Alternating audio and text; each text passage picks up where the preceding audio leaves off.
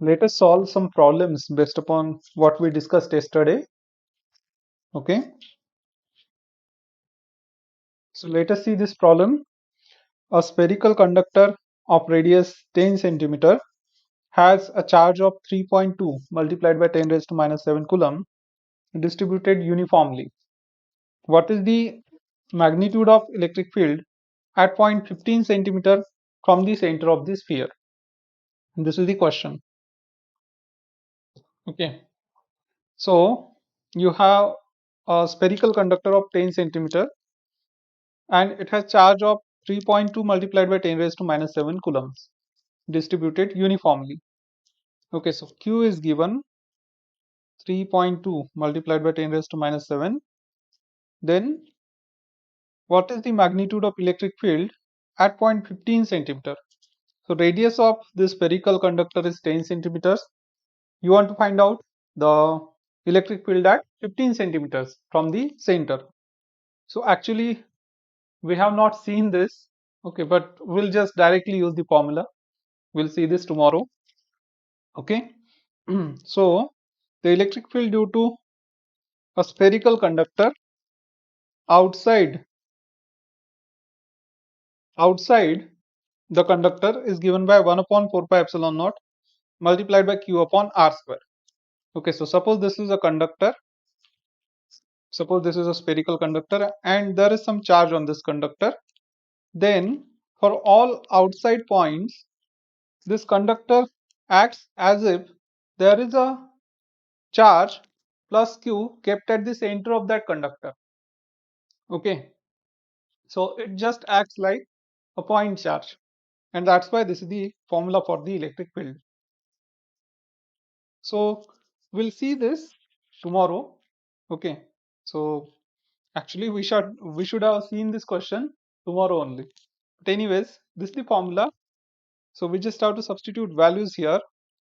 9 multiplied by 10 raised to 9. Okay, 1 upon 4 pi epsilon naught is 9 multiplied by 10 raised to 9, and q is how much? 3.2 multiplied by 10 raised to minus 7, and the r is 15 centimeters.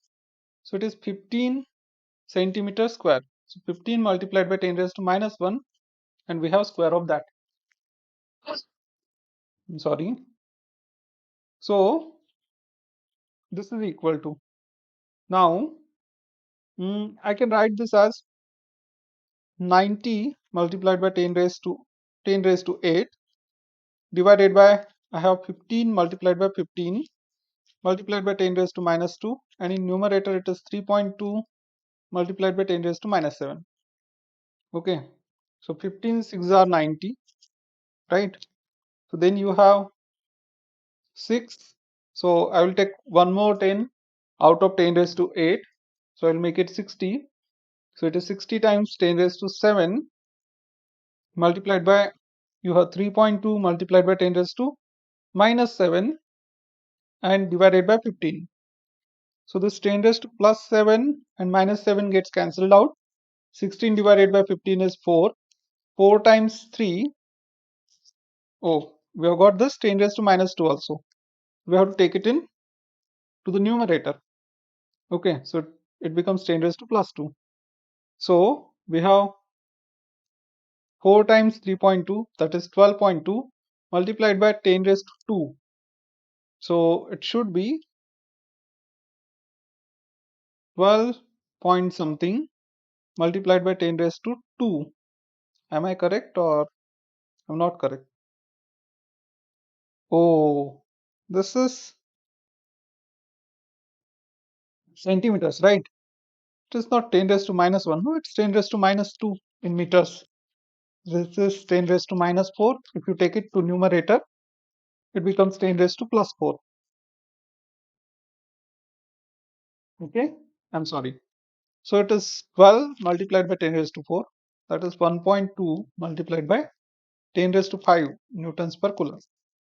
It is option B is the answer. Right, centimeters to meters. Okay. All right. So this is very simple question. Okay, and It's recent one. It cannot be simpler than this, right? Let us see next question. A thin conducting ring of radius r is given a charge plus q. So you have given charge plus q to this ring. The electric field at the center O of the ring due to charge on part AKB due to this part is E. Okay, electric field due to this part at the center is E. The electric field at the center due to charge on part ACDB of the ring is. Can you guess? Alright. How much would be electric field at the center of the ring? Charge Q is given to the ring. How much would be the electric field at the center?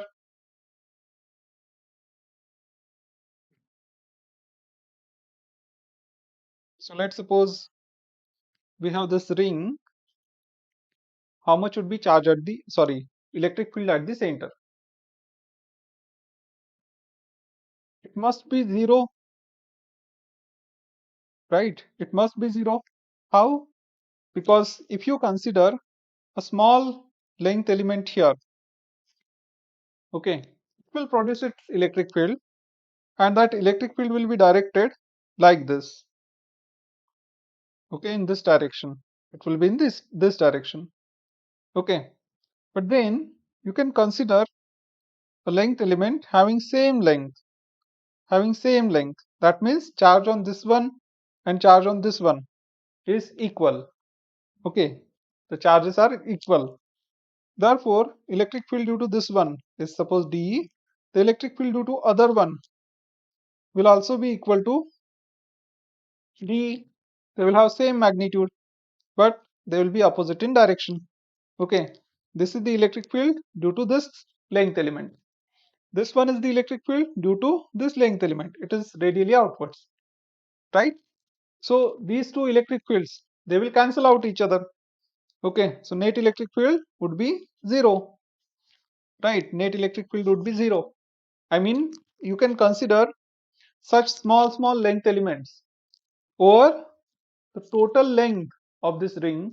So if you consider a length element here, its electric field will be directed like this. Then you can consider a length element here whose electric field will be directed like this, exactly a diametrically opposite point. Okay, so their electric field will get cancelled out. Then you can consider a length element here and here, their electric fields will get cancelled out. Okay, so net electric field at the center of ring will be zero, right? So question is, you are giving some charge, okay, then the electric field due to this much part is E. Okay, electric field due to this much part is E, right? So there is some positive charge on this part. What will be direction of this electric field? It will be directed like this. Okay, from this part to radially outwards towards the center. We can say this is the direction of electric field due to this part. Okay, the electric field at center due to charge on the part, this remaining part ACDB would be. Okay, you answered already, right? E along OK, right? It's correct. Okay, so electric field due to this part and the electric field due to remaining part, they should cancel out each other. Okay, so electric field due to this part is directed from K to O. It has got magnitude E. Electric field due to remaining part must have magnitude equal to E, and it would cancel out the electric field due to this part. Okay, so it's correct, right? There is one more way to think that electric field at the center would be zero. What way? We have the formula, right? E equals to 1 upon 4 pi epsilon naught q multiplied by x divided by r square plus x square raised to 3 by 2. So if you have a ring, the electric field on the axis of the ring, it is given by this formula. Okay, it is given by this formula. So x is distance from the center. If x is 0, then electric field is 0. right? Next question. Electric field at center O of semicircle of radius A having linear charge density lambda given as. So we have discussed this yesterday. This is direct formula. Tell me. It is option C. Okay, it is option C. Lambda divided by 2 pi epsilon naught A.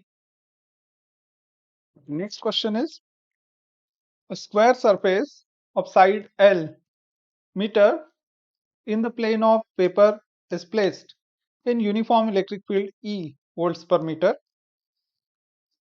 acting along the same plane at an angle theta with the horizontal side of the square as shown in the figure. The electric flux linked to the surface in units of volt meter is. So a square surface of side L meter in the plane of paper. It is in the plane of paper. In uniform electric field E acting along the same plane. So electric field is acting along this plane. Okay, it's like electric field is acting along this plane and you are keeping, okay, there is electric field like this and you are keeping a square paper. Okay, both are in same plane. So how much would be the electric flux passing through this paper? See, your paper,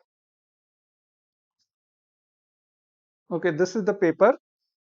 Okay, so this is the paper. It's in some plane and electric field is passing like this. Okay, along that plane only. So no lines are passing through the plane, through the paper. Okay, the electric field lines are passing like this only, right? So the answer is 0. Okay, there were many questions like this. Okay, in NEET and in some other medical entrances. This is another question from NEET itself. A square surface of side L meters is in plane of the paper.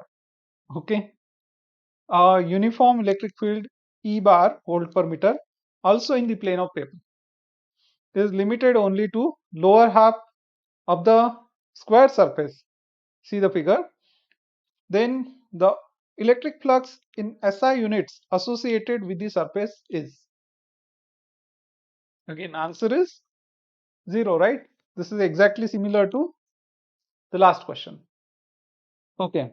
So actually there were this 4 or maybe there would be another question in last year or something. So 4 to 5 questions were there only. Okay. Let's see some more questions.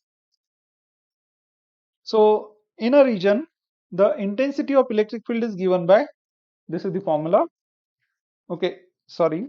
In a region, the intensity of electric field is given by E bar equals to 2I cap plus 3J cap plus K cap in newtons per coulomb. The electric flux through a surface S equals to 10 I cap meter square in the region is.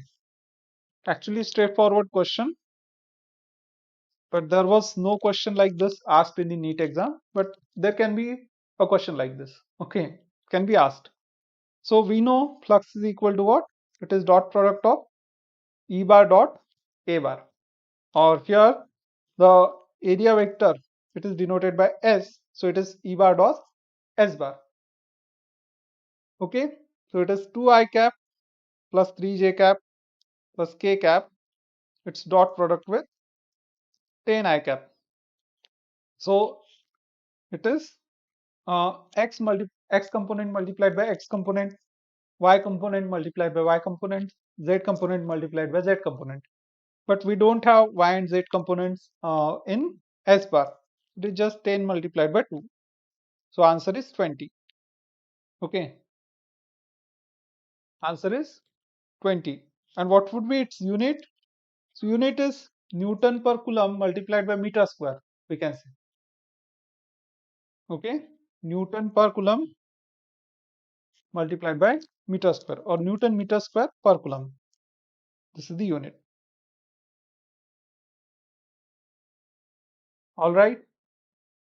Very very simple question. There exists an electric field of 1 Newton per coulomb along y direction. The flux passing through the square of 1 meter placed in the xy plane inside the electric field is. So it is from J&K, Jammu and Kashmir CET. Okay. All right. I didn't understand it. I just read the question. Okay. So exists an electric field of 1 Newton per coulomb along y direction. So there is an electric field of 1 Newton per coulomb along y direction. The flux passing through the square of 1 meter placed in xy plane inside the electric field is. Okay, so you have square of 1 meter, but it is placed in which plane? So this is y direction, this is x direction, and the square is kept in xy plane only. Okay, it is kept in xy plane only. So plane of the electric field and plane of that square, they are same. Both are lying in the same plane. So we don't have to calculate electric field. It is electric flux. It is 0. Okay. The flux passing through the square of 1 meter placed in the xy plane. It is 0. Right. So in some questions diagram is drawn. In some questions direction is given, but the meaning is same. Okay. The questions are similar. Okay. Next question. So either there will be questions like this or there will be questions like this. Okay. Electric flux emanating through a surface element ds equals to 5 I cap placed in an electric field. This electric field E equals to 4 I cap plus 4 j cap plus 4 k cap is. So it is very simple. Flux is I is equal to E bar dot area bar. Okay, that is ds bar, and it is 4 I cap multiplied by 5 I cap. So it is 20, right? Newton meter square per coulomb. So okay, in some arbitrary units are not given, so it's 20 units. Option B. Next question. A cube of side L is placed in uniform electric field E, where E is equal to E multiplied by I cap. The net electric flux through the cube is. Okay, so electric field is directed like this. The electric field is directed like this along x-axis. It is E multiplied by I cap, and you keep cube here. So this is the cube. Question is, how much would be the flux due to this electric field through this cube?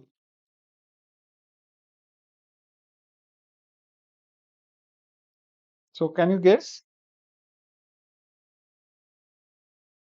how much would be the flux?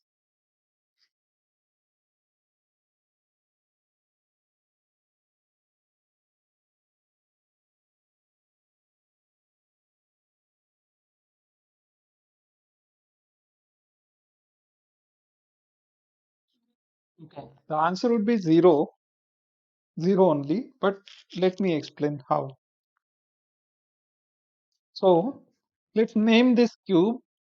Let's call it ABCD or EFGH PQRS. Okay. So let's name it EFGH PQRS. So now the electric field lines, they will enter this cube through this face. Okay, through which face? EFGH. Okay, so this is some area and there will be an area vector associated to this area. So how do we choose the area vector, direction of area vectors? So it is perpendicular to plane of area, right? But now there are two possible perpendiculars, two possible directions of perpendiculars. Okay, so the thumb up rule is, if it is a closed surface, then we consider outwards area vector. Okay, a perpendicular which is outwards from the surface. It is directed outwards from the surface as an area vector, as the direction of area vector. So what is the direction here? So the direction is like this.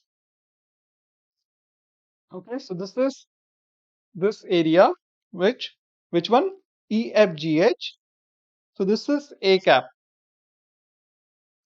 Okay, this is, sorry, A bar.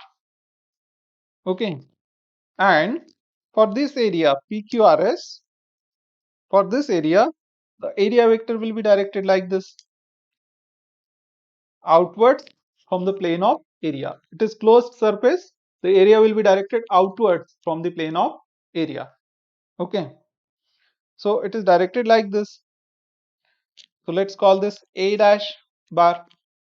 Now clear that magnitude of this area and this area is equal. Okay, this area and this area, they are same areas, actually same amount of areas, right? But their directions are opposite. So now how much would be flux through this area? How much would be flux through this area? So I can say flux through A, flux through A, through A, let's call it phi A, it's equal to E bar dot A bar. Okay, so this is E into I cap, field is along positive x-axis, A bar is directed along negative x-axis, right? So it is E multiplied by I cap dotted with A multiplied by minus I cap. Okay, so it is E multiplied by A multiplied by I cap into I cap is 1, but we have this negative sign, so it is minus of EA. Okay, and similarly flux through this area, not B, flux through A dash is equal to E bar dot A dash bar. So it is E into I cap dotted with A multiplied by A dash multiplied by I cap, or we can say its magnitude is just equal to A, right? Magnitude of A dash is equal to A dash bar is equal to magnitude of A bar. Okay, this is I cap multiplied by I cap is 1. So this is equal to what? E multiplied by A. So now what is the total flux? What is the total flux? Total flux is phi A plus phi A dash. So sum of these two is 0. Okay, total flux is phi A plus phi A dash, and it is equal to 0. This is total flux. Okay, got it? Yes, no?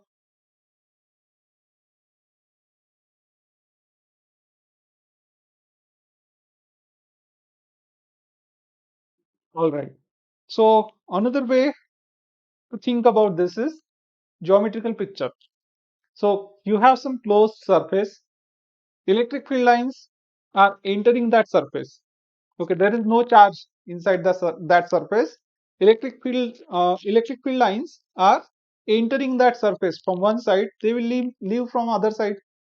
Okay, whatever field lines enter from this side, they will leave from the other side, right? So flux from this side is negative, suppose, or it has some direction. Okay, so flux for entering lines, suppose it is positive, then flux for negative lines would be negative and amount is same, right?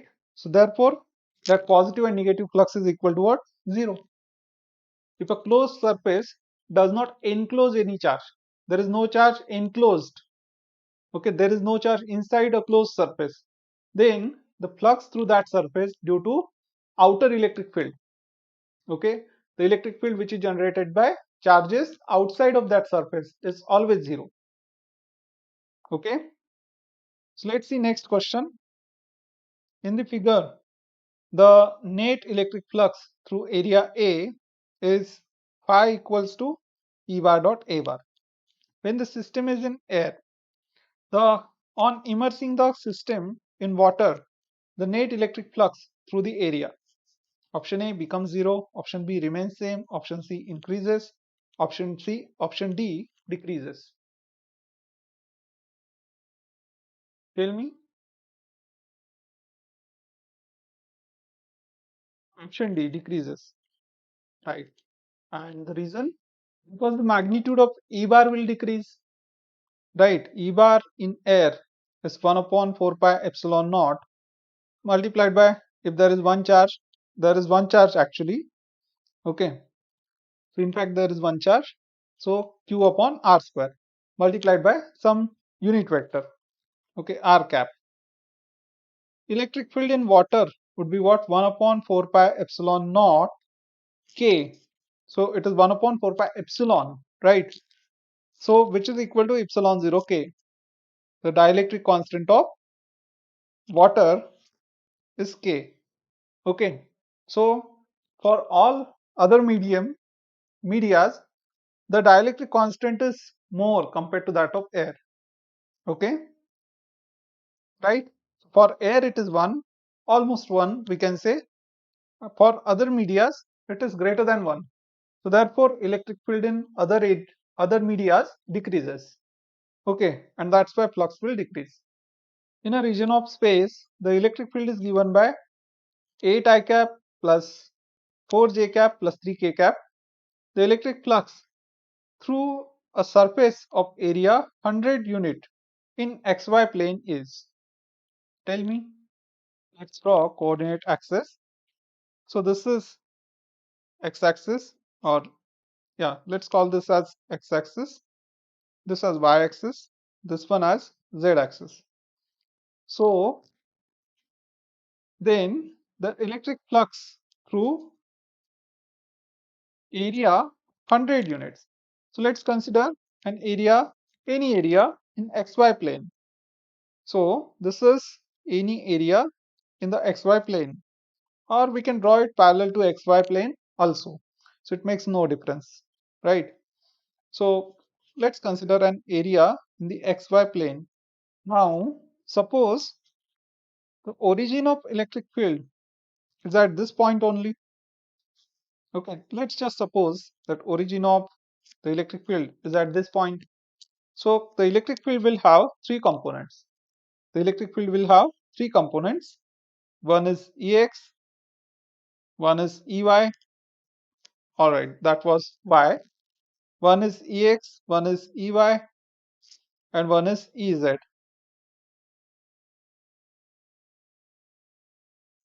Sorry, Ez. So out of these three components, the Ex, Ey, and Ez, which component of electric field is actually cutting the area?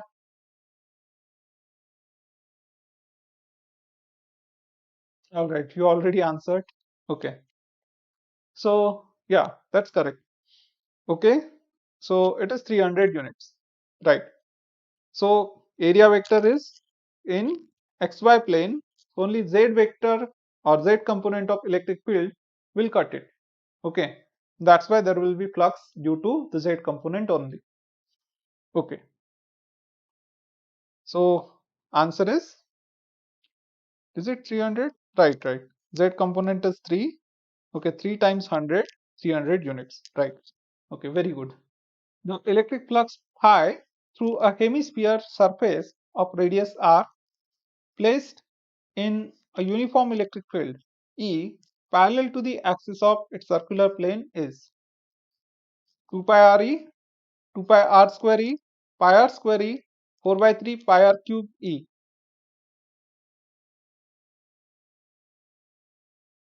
So there is a hemisphere. So let us draw a hemisphere. It would be something like this. Okay, this is a hemisphere. This is not, but let's just let us just suppose that this is a hemisphere, half of the sphere, okay, and this is axis of the hemisphere,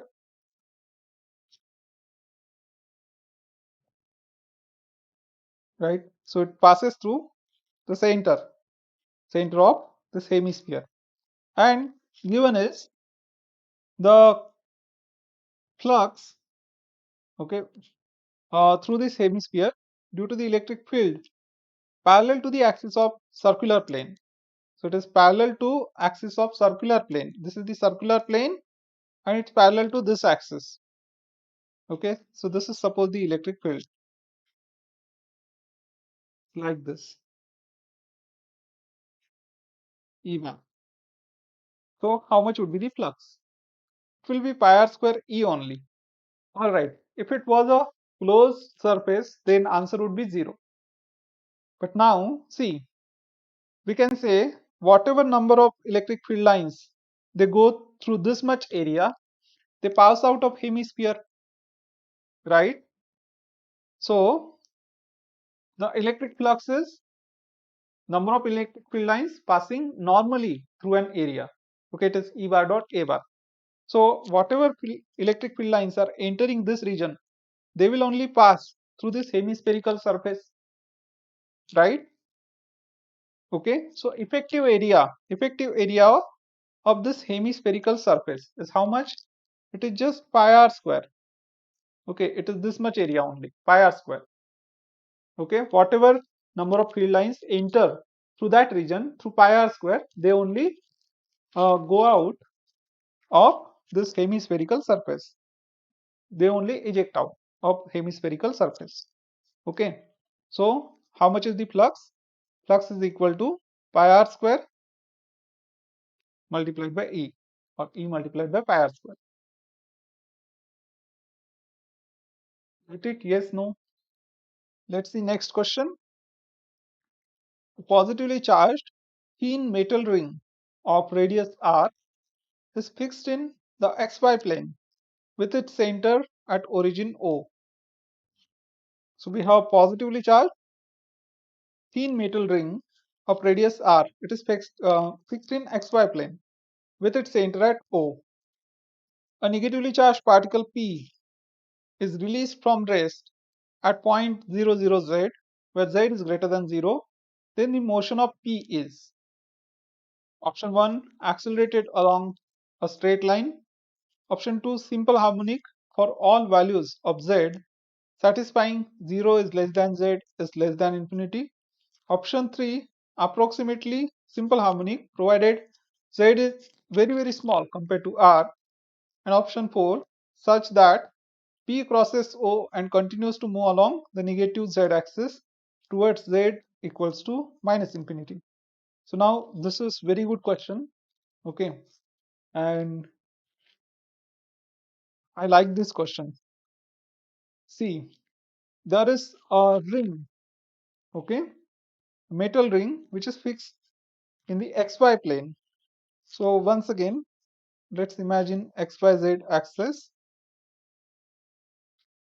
So these are xyz axis, and the metal ring is placed in the xy plane. This is the metal ring. It has got some charge equal to what?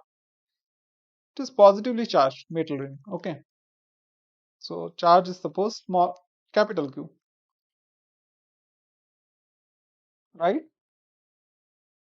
So this is suppose the center of the ring.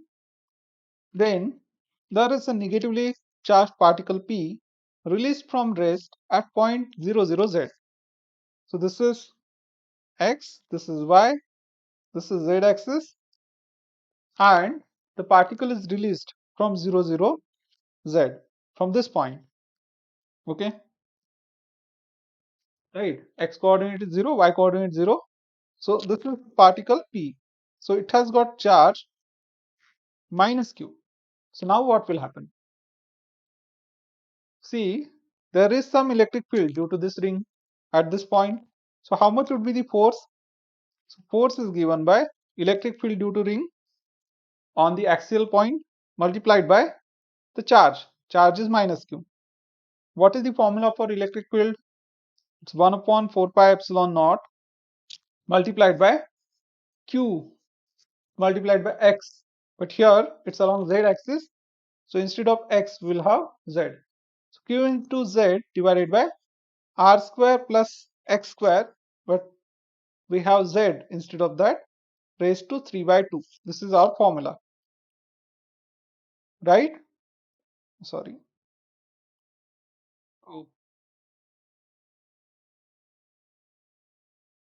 okay, this is our formula of electric field multiplied by, we have minus q, this charge minus q. Okay, so now see what happens. So it is accelerated, I'm sorry, it is accelerated along a straight line.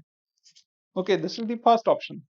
So actually it will get accelerated like this. Okay, but it will reach the center and pass on the other side. Once it passes on the other side, what will happen? Then the ring will attract it along this direction. Okay, at center the force will be 0 because z, when z becomes 0, the force becomes 0, right? So the force is maximum here, then it goes on decreasing, it becomes 0. But when this charge passes on the other side, what will happen? Again the force will be towards center, right? Okay, so see, how can I say that? Here you can take everything else common. Okay, so q is a constant, 4 pi epsilon naught, constant, small q constant. You can take it out. So q multiplied by q divided by 4 pi epsilon naught, you can take out. So force is directed along minus z divided by r square plus z square raised to 3 by 2. This is the denominator. Okay, so forget about denominator also for a minute. Okay, so it is directed along minus z. So what is minus z? It's downwards direction. Okay, so when z is positive, it is directed along minus z. When z becomes negative, if charge goes on the other side, z becomes negative, the force will be directed upwards. Okay, because z itself is negative, negative times negative, okay, will give us positive. So force will be directed upward. So it is always directed towards the center of the ring. Okay, right? And then now, is the motion simple harmonic for all values of z? So answer is no. Why? When z becomes large, this denominator will also dominate. The nature of force, if force is directly proportional to minus of z, okay, in simple harmonic motion we have force directly proportional to what? Displacement, but it is directed opposite to displacement. Okay, so when force is directed to minus z, then only it will be simple harmonic. Okay, for all values of z, it cannot be simple harmonic. Now, z is very small compared to r. Then what we can do is, we can neglect the z in the denominator. So denominator is simply r square. We can take that also outside. Okay, so everything else would be constant when z is very less compared to r. So this is equal to k times minus z. What is that constant? Everything else. When z is very small, we'll neglect z in denominator. Okay, so all these becomes a constant. Okay, so it is k times minus z. Force is equal to k times minus z for that. And that means when z is small, this force is like a spring force. Okay, this is a Hooke's law. Okay, so anything which follows Hooke's law performs which kind of motion? It performs simple harmonic motion. Okay, so answer is option 3, right? Okay, let us see a small topic. Let us talk about the Gauss's law. Okay, but we will not see complete derivation of Gauss's law as such. Okay, so let's talk about Gauss's law.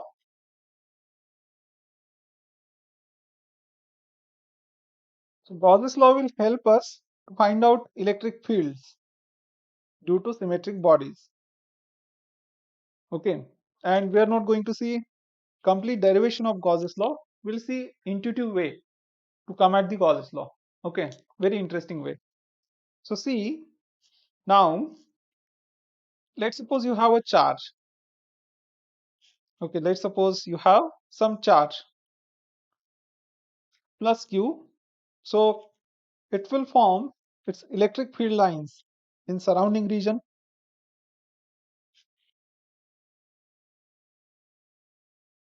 It forms electric field lines in surrounding region. So they are directed like this, radially outwards. Okay. So we know if the charge is strong, okay, charge is big, then it will form more electric field lines, right? The electric field will be strong. And how do we measure the strength of electric field? So electric field lines are denser in the region of strong electric field, and they get separated in the region of weak electric field, right? Electric field lines, they are denser in the region of strong electric field, and they get separated in the region of weak electric field. So let's suppose we take a spherical region like this. Okay, we take a spherical region like this. So suppose charge is at the center of the sphere. So now we can see that whatever number of electric field lines started from that charge, they are passing through the sphere. Okay, they are passing through this sphere. Okay, now if I consider another sphere, concentric sphere like this, another concentric sphere, not concentric. Okay, so all right. So if I consider another concentric sphere, then whatever field lines they started from this charge, they are passing through this sphere as well as this sphere also. Let's call them sphere 1 and sphere 2. Okay, but clearly if you consider the radius of sphere 1 to be r1, radius of sphere 2 to be r2. R1 is radius of sphere 1 and r2 is radius of sphere 2. So whatever field lines are passing through sphere 1, they are also passing through sphere 2.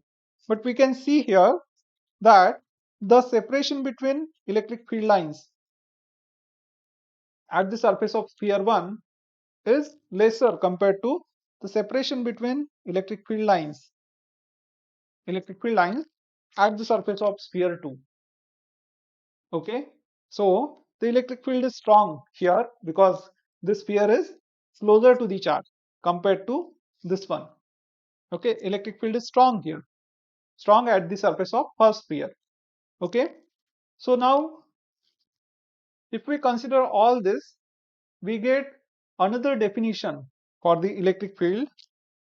So electric fields can be expressed as number of electric field lines passing normally per unit area.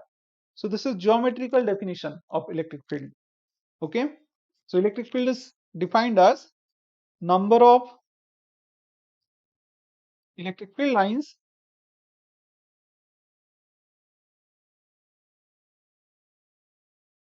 passing normally per unit area, per unit area. So see how does this definition explain what we observe. Okay, so number of electric field lines is whatever number of electric field lines originated from charge. Okay, same number of electric field lines are passing through first sphere and same number of electric field lines are passing through the second sphere also. But now, so number of electric field lines is suppose n. Okay, it is suppose n. Actually I will denote it by phi. Okay, I will denote it by phi. This is called as number of electric field lines passing through an area is known as electric flux. So I will call it phi, and in denominator what do you have? So we are considering three-dimensional surface. Okay, so electric field lines, they will originate from a charge and they will go in all directions. Okay, so they will go like this, they will go like this, they will go upwards, downwards, in all possible directions. Okay, so we have to consider 3D surface area. Okay, so what is area of a sphere? Because all the electric field lines, they will finally cut through a sphere. Okay, so area of a sphere is 4 pi r square, right? Surface area of a sphere is 4 pi r square. Okay, so see, you get E equals to pi divided by 4 pi r square. All right, got this? Yes, no? So E is equal to some constant divided by 4 pi r square. And then see, actually, Coulomb's force. Coulomb had given us law that force due to a charge on another charge. Let's suppose you have charge Q. Okay, it exerts force on another charge, small q, and that force is equal to what? Force due to Q on Q is equal to 1 upon 4 pi epsilon naught multiplied by Q times Q upon R square. So actually Coulomb only told us that force is directly proportional to product of the charges. It's inversely proportional to R square. Okay, and we had written this as some constant times Q into Q upon R square. So this constant is conveniently written as 1 upon 4 pi epsilon naught multiplied by Q times Q upon R square. So we saw this formula in the first lecture and I said that we conveniently write this as 1 upon 4 pi epsilon naught. Okay, so now how is it convenient? In place of one letter, you have to write three letters. Okay, instead of K, you have to write 4 pi epsilon naught. So how is this going to be convenient? So see, it's because charge produces its electric field in the surrounding region. Okay, and this 4 pi factor, it naturally comes. Okay, it naturally comes.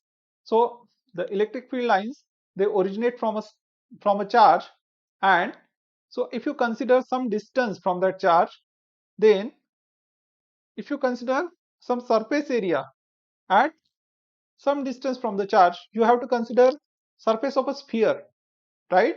So electric field is defined as E equals to number of electric field lines per unit area. And what area you have to consider if you want to define electric field in that way, the area of a sphere. So that's why that 4 pi factor will come, right? It comes naturally. Okay. So see, this force can be defined as electric field due to Q, capital Q. Okay, electric field at this point due to capital Q multiplied by the other charge. And what is that electric field? 1 upon 4 pi epsilon naught multiplied by Q upon R square. Okay, this is the electric field. So this is how we define electric field due to this charge capital Q. Okay, so it's natural that the number of electric field lines, it will be directly proportional to the charge. Bigger is the charge, more will be number of electric field lines, right? So see, if you equate this formula of electric field, let's call this one as formula 1, this one as formula 2. Okay, so if we equate these two formulae, what do we get? So from 1 and 2, I can write pi upon 4 pi r square, pi divided by 4 pi r square is equal to 1 upon 4 pi epsilon naught multiplied by Q upon r square. So something gets cancelled out, 4 pi gets cancelled out, then r square gets cancelled out, and you get phi is equal to what? Q divided by r square. Sorry, what did I write? Phi equals to Q divided by epsilon naught. Okay, how r square? Okay, so flux due to any charge. So flux due to any charge which is enclosed by a closed surface, is equal to charge divided by epsilon naught. Okay, so this is the way to quantify number of electric field lines passing through a surface. So this is known as the Gauss's law. Okay, so what is Gauss's law? How many number of electric field lines pass through a closed surface? So number of electric field lines passing through a closed surface, passing outwards of a closed surface, is charge enclosed by the surface Q divided by epsilon naught. This is the Gauss's law. You got it? Yes, no? And now see, here, if we consider this definition of electric field, it naturally tells us that electric field due to a charge, point charge, it falls off inversely as r square. See how? Okay. So electric field is number of electric field lines per unit area, which is phi divided by 4 pi r square. So how much would be electric field here on this sphere? So electric field at sphere 1 is suppose E1. It will be pi divided by 4 pi r1 square. Electric field at sphere 2 will be pi divided by 4 pi r2 square. So number of electric field lines passing through both these spheres is same. It's equal. Okay. It is pi. So whatever electric field lines originate at this point, at the center, they pass through both these spheres. But see, still the electric field is inversely proportional to r square, and that's why the electric field is stronger on the surface of first sphere compared to what? The second sphere. Okay, so E1 upon E2 will be what? It will be equal to R2 square divided by R1 square, since the electric field is inversely proportional to R square. And where does that inverse relation comes from? So it comes from the Coulomb's law actually. Okay, so force is inversely proportional to R square. What does the electric field mean? It means that if we keep some unit positive charge here, attached charge here, it will experience some force. Okay, so force per unit charge. So since force is inversely proportional to r square, the electric field is inversely proportional to r square, right? So this definition of electric field, it fits perfectly in the assumption of Coulomb's law. Okay, in the theory of Coulomb's law, we can say. So is this thing clear? Is everything making sense? So see, yesterday we defined electric flux, right? It is dot product of what? E bar and A bar. Okay. So actually electric flux, that definition of electric flux comes from this concept. So electric field is defined as number of electric field lines passing normally, passing perpendiculars per unit area. Okay. So E is equal to pi divided by A. This, okay, E is equal to what? Pi divided by A. Okay. And from here we get that definition, phi is equal to E multiplied by A. So we saw this thing first. Okay. But the electric field is defined like this, and from there we get this relation. Okay. So phi is equal to E into A, right? But A is perpendicular area. Okay, A is what? It is the perpendicular area. Okay, area which is perpendicular to electric field. Got this? Yes, no? Sorry.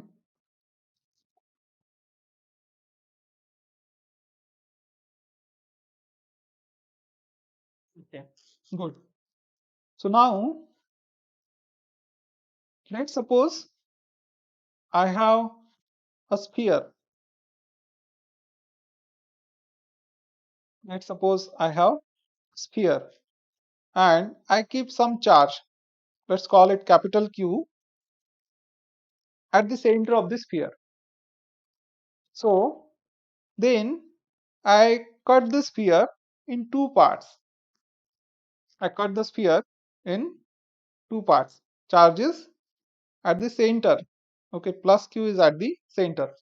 So question is, how much would be the flux through a hemisphere, through this part? Okay. How much would be flux through this part? I have drawn these lines parallel to each other. They are not like that. Okay, this is a point charge, so electric field lines would be radially outwards, right? Field lines would be radially outwards. But my question is, how much would be the flux due to those lines? Flux due to those lines. So this part,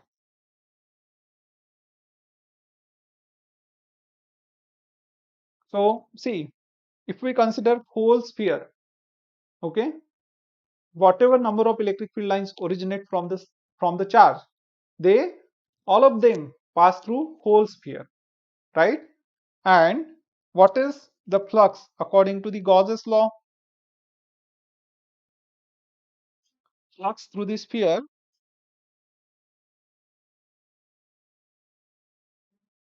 I is equal to charge enclosed divided by epsilon naught. Okay, if there is only one charge. If there are two charges, then first charge is q1, second charge is q2. It will be q1 plus q2 divided by epsilon naught. Okay, total charge enclosed divided by epsilon naught is the flux. So this is flux through whole sphere. Now if I cut it in two parts, so half of the flux will pass through the part on the left hand side, okay, and half of the flux will pass through the another part. Half of the flux will pass through one hemisphere, another half of the flux will pass through another hemisphere. Okay, half number of electric field lines will pass from this part, half will pass from this part. So flux through hemisphere would be what? Hemisphere would be half of this. Okay, let's call it phi, a phi dash, or phi h we can say for hemisphere. It will be half of phi, that is q divided by 2 epsilon naught. Okay, if I consider quarter of a sphere, then how much would be the flux passing through it? 1/4 of q divided by epsilon naught, right? If you break it in 8 parts, then it will be 1/8 of the flux through one part. Okay, so there have been lot of questions based upon this. Okay, only based upon the Gauss's law, right? The questions are all intuitive only, they don't require any calculations. Okay, so we'll see some of those questions tomorrow. Okay, and if time permits, we'll see the applications of Gauss's law, or we'll see applications of Gauss's law first and then we'll see the questions. Okay, or maybe tomorrow or next time.